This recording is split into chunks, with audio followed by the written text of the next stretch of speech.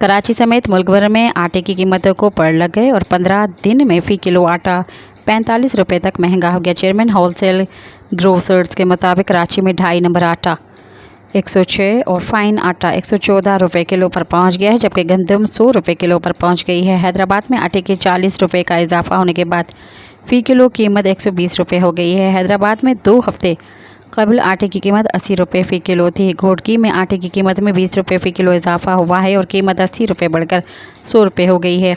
खैरपुर में आटे की कीमत 40 रुपये का इजाफा होने के बाद फ़ी किलो कीमत 70 से बढ़कर 110 रुपये हो गई है, जबकि फ़ी मन कीमत में 16 रुपये का इजाफा हुआ।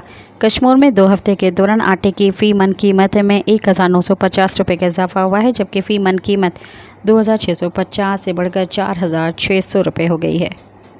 सब्सक्राइब कयो अवामी न्यूज़ HD के ऐं ताज़ा तरीन ख़बरुनि लाइ ॾिसंदा रहो अवामी न्यूज़ HD।